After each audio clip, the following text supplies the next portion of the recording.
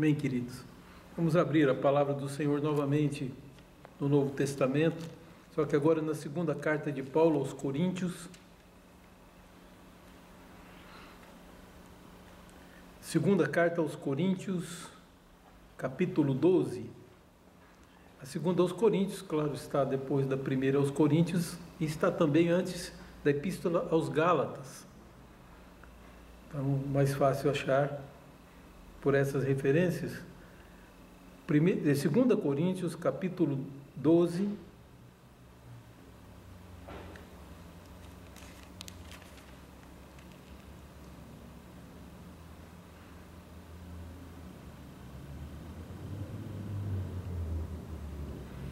Leremos somente o verso 9. Segunda carta aos Coríntios, capítulo 12. Leremos somente o verso 9. Assim diz a palavra de Deus. Peço que você acompanhe. 2 Coríntios 12, 9. Assim diz a palavra. Então ele me disse: a minha graça te basta, porque o poder se aperfeiçoa na fraqueza. De boa vontade, pois, mais me gloriarei nas fraquezas, para que sobre mim repouse o poder de Cristo. Que o Senhor aplique em nossos corações o texto lido. Vamos orar a Deus. Senhor, te agradecemos por todas as coisas, pelas coisas que são gostosas e excelentes na vida que o Senhor nos deu. Como diz o hino, te agradecemos por coisas que não merecemos, mas agradecemos também, Senhor Deus, até as coisas amargas que temos experimentado. Há um propósito do Senhor em todas essas coisas, e o Senhor nos tem amado além do que o nosso entendimento pode entender, pode alcançar. Por isso pedimos que o Senhor nos dirija os pensamentos e os corações e as mentes, no sentido de termos a sabedoria, o entendimento e a inteligência que procedem do Senhor. Precisamos dela, porque sem Ti não sabemos nada, não temos nada, não somos nada. É por isso que nós Te pedimos e Te agradecemos, em nome do Senhor Jesus. Amém. Amados, a gente tem uma vida construída para nos prevenirmos nossos filhos, nossa família, prevenir tudo da fraqueza, da derrota. E é interessante notarmos que isso tem sido praticamente a tônica. Nos preparamos para todas as situações para sermos vencedores em cada uma delas. E nos frustramos quando nossos intentos não se cumprem, quando nossa inteligência, nossa estratégia e esperteza não têm efeito e não mudam muito as coisas à nossa volta. E é muito ruim, é normal que tenhamos esse instinto de sobrevivência, porém, há algo que precisamos aprender sobre a vida, que ela não está sujeita aos nossos gostos e aos nossos desejos. E saber lidar com essas perdas e com a fraqueza é muito importante. Então, os estudos, os nossos treinamentos que temos, tudo caminha para esse lado, para sermos vitoriosos. Porém, a vitória muitas vezes não vem. E é possível que o ser humano se frustre a um ponto. É um desenho de família que fizemos para nós, e a família não depende somente de nós. Então há uma série de coisas que estão fora das nossas mãos e que estamos despreparados para aquilo que seria a frustração. Então eu lancei mão desse texto de Paulo porque é curioso que ele diz aqui de algo que foi extremamente incômodo na sua vida, que ele chama de espinho na carne, e ele usa o símbolo também, um mensageiro de Satanás, que pode também ser traduzido como um anjo de Satanás, que foi enviado, um mensageiro, um enviado dele, para lhe esbofetear. Então ele estava numa situação muito incômoda, ele foi humilhado, e aí o apóstolo Paulo então pede a Deus 3 vezes que Deus retire isso que ele chama de espinho na carne, aquilo que estava incomodando. você já deve ter sofrido algum ferimento por espinho, e sabe que se o espinho permanece, o nosso intuito geralmente é tirá-lo, porque ele incomoda bastante, ele nos impede os movimentos e tudo. E Paulo disse que a sua carne estava afetada com o espinho, e aí ele pede a Deus que fosse retirado. E a resposta de Deus, ainda que ele tenha pedido 3 vezes, foi negativa, o que é bastante significativo para essas igrejas que dizem que Deus vai te dar tudo o que você pedir. E não é bem assim. Jesus diz que realmente nos seria dado o que pedimos quando de alguma forma, nosso coração, nossos desejos estivessem evoluídos. Porque ele diz: se a minha palavra permanecer em vós, eu permanecerei convosco, e pedireis o que quiseres. Então, sem essa busca, sem esse aprofundamento da palavra, na palavra, que vai transformar o seu coração, Deus não vai te dar tudo o que você pedir. Porque às vezes o que pedimos é mal para o outro, às vezes é mal para nós mesmos. Então aqui temos um caso de um homem muito mais maduro na fé do que nós, ter seus pedidos recusados, porque havia um bom propósito. Se você ler todo o capítulo 12, você vai observar que Paulo está fazendo um contraste. E é isso que eu quero, que você observe. As 2 palavras-chave que ele usa aqui é fraqueza e poder. Paulo está usando essa palavra porque os coríntios estavam acusando-o de ser fraco, quando ele tinha uma presença fraca e cartas duras, é isso que fala.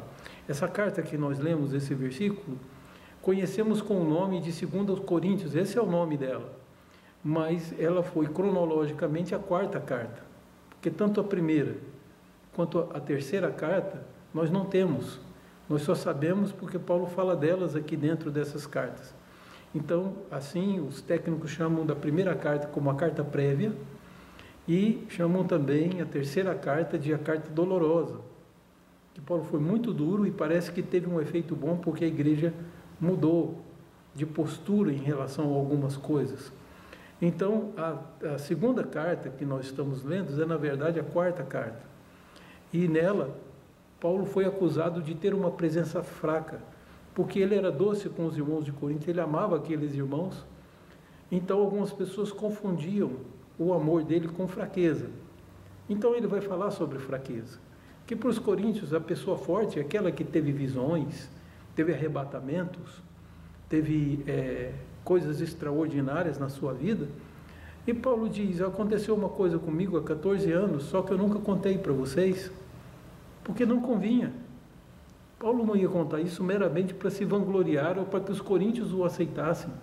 Os coríntios deviam aceitá-lo porque ele era um apóstolo chamado por Deus com as credenciais do apostolado. Ele foi chamado por Jesus para ser apóstolo, não era como muitos apóstolos que dirigiam os coríntios, como muitos apóstolos de hoje, que se autodenominavam apóstolos. No capítulo 11 ele vai falar desses falsos apóstolos, que são, na verdade, obreiros de Satanás, que são tomados de soberba e usam do cristianismo para se promover. Isso está no capítulo 11. Então, no capítulo 11, ele fala que passou por naufrágios, por várias coisas ruins, levou uma quarentena de chibatadas, etc. Mas nada disso impressionava os coríntios. O fato de ele ter sofrido pelo Evangelho, ter sido muitas vezes torturado pelo Evangelho, não comovia os coríntios. Então ele disse assim: mas se para alguns de vocês o importante são as visões, eu vou passar as visões. Ainda que não convém, eu vou entrar nelas. E é isso que ele vai fazer no início do capítulo 12. E ele diz: conheço um homem, ele não cita que é ele, mas dá a entender depois que é ele mesmo. Então veja só, ele diz: conheço um homem. Se no corpo ou fora do corpo, não sei, Deus o sabe. Esse homem foi levado ao 3º céu, que é o lugar mais alto e sublime que um homem pode ter, mais bonito que podia haver. Só que ele diz: o que eu ganhei com isso? 14 anos atrás foi-me dito por Deus que eu não deveria mencionar isso às pessoas, não devia contar o que eu vi. Então ele diz: eu não pude proclamar para ninguém, não edificou ninguém, aquilo foi bom para mim. De alguma forma, para o ego ficar alentado, dizer assim: eu sou importante para Deus porque Ele me levou ao 3º céu. E aí ele chama esse terceiro céu, ele chama também de paraíso, aqui. Bom, mas para resumir, para a gente ir mais à frente e entendermos o contexto, ele diz que até mesmo essa investida de Satanás, esse espinho na carne, tinha um bom propósito na sua vida. Que, como diz o livro de Jó, aqueles que têm uma aliança com Deus são cercados de uma cerca. Há uma sebe que protege aqueles que são cristãos. Porque quando Jó conversa com Satanás, na verdade Deus conversa com Satanás e pergunta se ele viu Jó, que era um dos orgulhos de Deus, né?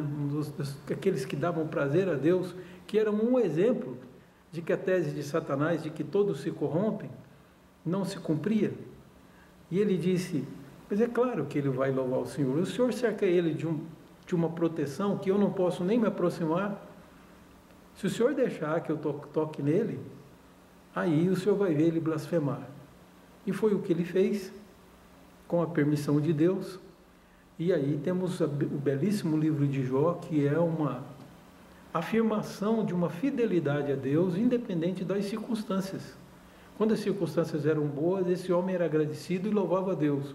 Quando as circunstâncias mudaram, até a sua esposa mudou de postura, esse homem foi duramente oprimido, foi acusado pelos seus amigos de estar escondendo algum pecado, porque a tese dos amigos de Jó era que ele entendesse que Deus não faria nenhum mal a Jó se ele não merecesse, se ele não tivesse cometido alguma coisa terrível. E Jó caminha contra essa tese dizendo, nunca blasfemei contra o Senhor, eu não é por causa disso, tem uma outra explicação. E ele vai caminhando com isso até que um momento que ele não suporta mais a pressão e ele pergunta para Deus, por que eu estou sofrendo tanto? Por que eu? Né? Então Deus vai lá, você quer uma explicação, eu vou te dar. E ele começa a falar, Deus começa a falar com ele, e ele pede para Deus para parar, porque estava sendo muito duro para ele ouvir aquilo, e que Deus tinha toda a razão, que Deus podia fazer com ele o que quisesse. Então, com essa palavra de Jó, diz o livro de Jó, que ele foi restituído, ele constituiu uma nova família, e ele foi um homem extremamente feliz, mais feliz na sua segunda experiência do que na primeira.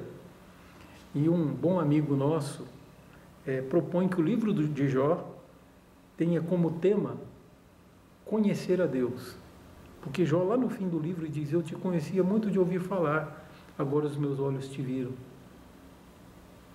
então eu vou me calar e o Senhor me ensine, eu estou pronto para aprender. Então quando ele se humilhou, a mesma situação está em Paulo, ele diz que esse mensageiro foi enviado para esbofeteá-lo, esse espinho na carne veio na sua vida por uma simples razão, para que ele não se ensoberbecesse com as grandezas das visões. É muito fácil nós homens acharmos que somos de alguma forma superior aos outros e que Deus tem a obrigação de tratar-nos melhor do que trata os outros. Então Paulo recebeu um tratamento realmente especial porque ele foi ao terceiro céu, mas o único benefício que ele teve, diz ele, foi o espinho na carne, o meu sofrimento, alguma coisa que estava incomodando ele duramente, e ele estava se sentindo humilhado. E daí, há várias teses sobre isso, mas todas elas vão ser sempre especulações. Vamos saber o que é esse espinho na carne quando Paulo estiver conosco, já estivermos no reino, porque por agora as tentativas foram frustradas. Alguns, eu vou evitar falar algumas que chegam a ser indelicadas, mas alguns dizem que era o problema de vista que o apóstolo Paulo tinha, que ele tinha um tipo de miopia, e aí ele tinha que escrever com letras grandes em alguns trechos da carta, ele mesmo escrevia, e tinha que se valer de um amanuense para escrever no lugar dele, porque ele tinha um problema de visão muito sério, contraído da visão que ele teve, do choque que teve, acreditam alguns, do encontro com Jesus. Então, que ele tinha um problema de vista, ele relata isso aos Gálatas.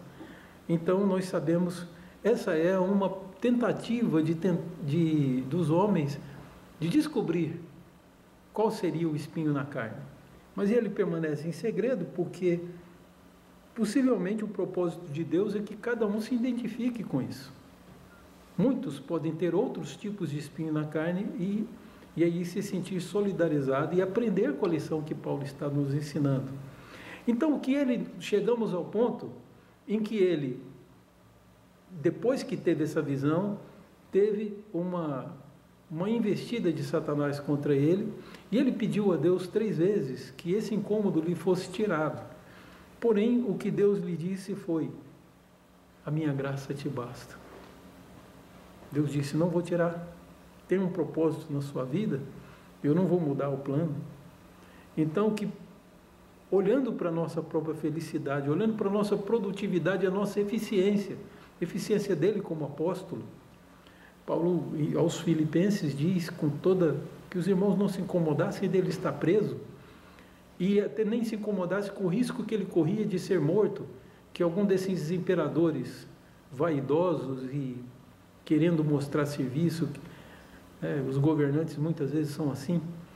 Então ele disse que ele corria risco de qualquer hora ser enviado para a morte. E aos Filipenses ele diz assim: isso pouco me importa, porque o que me importa é que Cristo seja glorificado no meu corpo, quer pela vida, quer pela morte. Não importa se é vida ou morte, importa que Cristo seja glorificado no meu corpo. Era a preocupação e o amor dele a Deus. Não se esqueçam que o primeiro dos mandamentos diz que devemos amar a Deus de toda a nossa força, todo o nosso entendimento, de toda a nossa alma. É isso que é colocado como a primeira obrigação do homem, do ser vivo. Então, esses que julgam que podem dizer que Deus não existe, esses que dizem que Deus não é importante, e que religião é um atraso, e que por isso que colocam o cristianismo na mesma galeria das religiões do mundo, ignorando que é uma revelação, o cristianismo é uma revelação de Deus em Cristo. Então, eu gostaria que você pensasse bem nessa palavra, porque aqui diz o texto que o apóstolo Paulo falou: por isso eu me alegro muito mais na fraqueza do que na força, muito mais no que eu passo aqui na terra de sofrimento.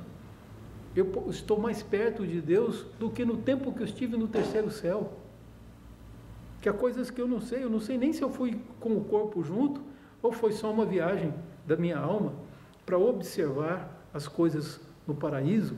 Ele diz: eu me glorio muito mais nas fraquezas. Vejam que se ele não está fazendo alusão a isso, aí no verso 9, ele me disse: a minha graça te basta, porque o poder se aperfeiçoa na fraqueza. Então, o poder, ele se alimenta.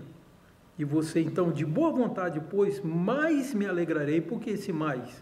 Porque ele está fazendo uma comparação entre a visão e o sofrimento. Ele diz: mais me gloriarei nas fraquezas, para que sobre mim repouse o poder de Cristo. E do verso 10 ele diz: pelo que sinto prazer nas fraquezas, nas injúrias, nas necessidades. Vejam o que ele chama de fraqueza aqui: injúrias, quando acusam ele de coisas que ele não havia feito, ou o ofendem. Nas necessidades, nas perseguições, nas angústias, por amor de Cristo. Então, o seu amor por Jesus fazem ele ter mais prazer. Aí ele diz: porque quando sou fraco, então é que sou forte. Aí há uma inversão. Ele diz que no meio das tribulações o poder se aperfeiçoa, ele se desenvolve. Então Paulo diz assim: eu me agrado muito mais a Deus, porque me tornarei eficiente muito mais por essas angústias do que pelas visões e arrebatamentos e coisas desse tipo. Então ele está deixando claro. Primeiro ele diz que não convém que ele fale dessas coisas, das coisas superiores, mas os coríntios julgavam isso importante. Então ele diz: ainda que não convém, eu vou passar as visões. Quando ele passa, ele conclui com o seu parecer de que ele se alegra mais nas fraquezas, porque os coríntios o chamavam de fraco. Ele diz: sou fraco mesmo, mas o poder de Deus se aperfeiçoa. Quando eu sou fraco é que eu sou forte. O apostolado ninguém podia tirar dele. Ele foi chamado pessoalmente por Jesus no caminho de Damasco. E aí ele não dependia do reconhecimento dos coríntios para se sentir apóstolo. E é assim que ele conclui dizendo: Assim também, meu querido, você deve estar passando por uma série de tribulações e não entende o que está sendo feito. Mas há uma bênção de Deus nos esperando por trás de todo sofrimento.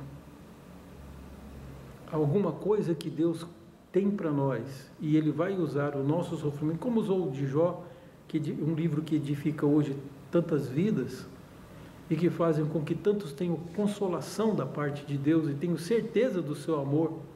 E eu tenho que ser humilde e dizer: Deus, eu não sei o melhor para mim. Então, se o que está acontecendo é para o meu bem, me mostra. E é o que ele faz com o livro de Jó, fez com esse trecho de 2 Coríntios, e que ele fez também com aquele texto de Tiago, que Tiago diz que nós devemos ter como motivo de toda alegria o passarmos por várias tribulações. Um dos meus irmãos perdeu sua esposa com menos de 2 anos de casado, no tempo que ele estudava no seminário para se tornar pastor. Ele ficou viúvo com gêmeas para cuidar, 2 meninas lindas que ele tinha para os seus cuidados. E eu vi que no culto, as pessoas estavam meio que viajando para longe do problema.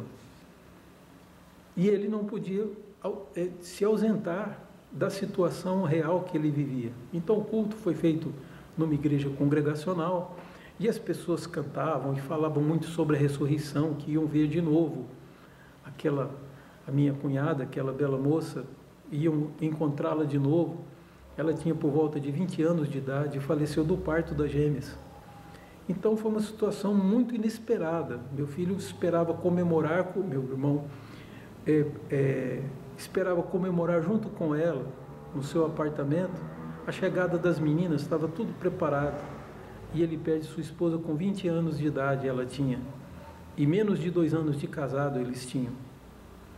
Então, olhando aquela situação, eu fiquei olhando ele sentado ao púlpito, que ele ia pregar, ele era seminarista, ele ia falar sobre alguma coisa, e a palavra dele foi bem curta, mas eu vi que todo mundo estava meio que delirando, os familiares e tudo, para tentar fugir da dor.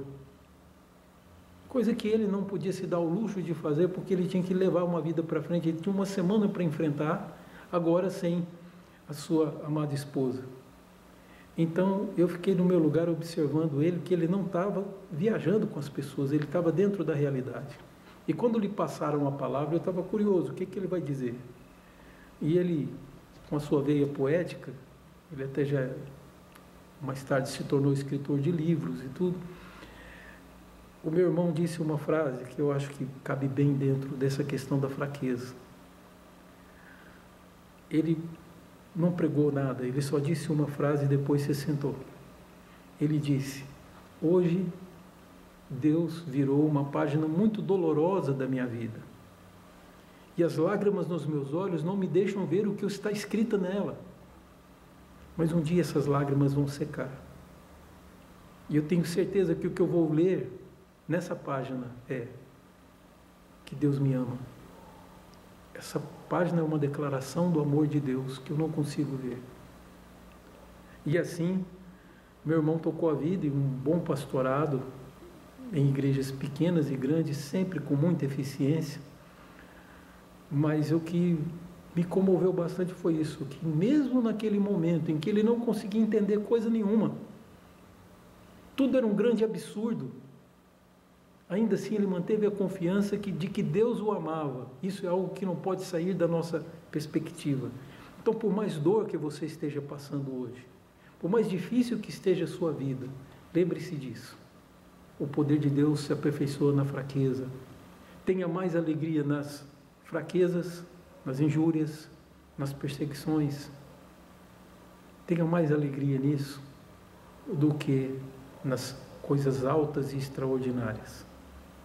Que seja essa nossa perspectiva a respeito desse texto, que aprendamos com o apóstolo Paulo, que apanhava, e quando a igreja que ele fundou, gastou 1 ano e meio fundando essa igreja, a igreja disse que ele só poderia pregar se ele levasse uma carta de Pedro ou de outros dos apóstolos. Essa é a situação de Paulo. E ele diz: tá, vocês me consideram fraco? Me suportem um pouco mais, porque eu vou contar para vocês uma coisa. E aí conta a sua experiência e nos dá essa lição maravilhosa de humildade. Então, que sejamos assim. Deus é Deus, nós somos criaturas. Nenhum de nós vai ser feliz comandando sua própria vida, porque somos criaturas, e as criaturas são assim. Os pássaros voam, os peixes vivem dentro da água, assim é a criatura. Você também não vai estar bem no posto de mandar. É por isso que os homens cometem tanta bobagem, escrevem tanta besteira, porque no fundo não tem a humildade de entender. Falou: Senhor, me dá a tua sabedoria. Tu és o Criador, eu sou criatura, eu vou obedecer. Eu tenho que amar, meu Deus, de toda a minha força, de todo o meu entendimento, de toda a minha alma. Esse é meu dever primeiro. E o segundo, amar o meu próximo, no mínimo, como a mim mesmo. Está nas Escrituras. O resto, na verdade, não importa. Importa se você passar por essa terra fazendo isso, amando a Deus e servindo a Ele e ao seu Filho Jesus. Isso é o que realmente importa. O resto não tem importância. O resto é tudo mutável, é tudo falível, é tudo incompreensível, a menos que você tenha essa perspectiva.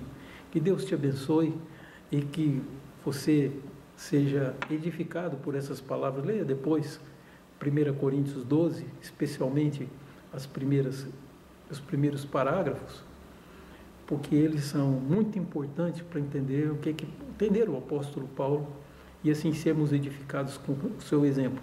Ele disse, olha que autoridade, ele disse: sejam meus imitadores como eu sou imitador de Cristo. Então, que aprendamos essa lição. Nós vamos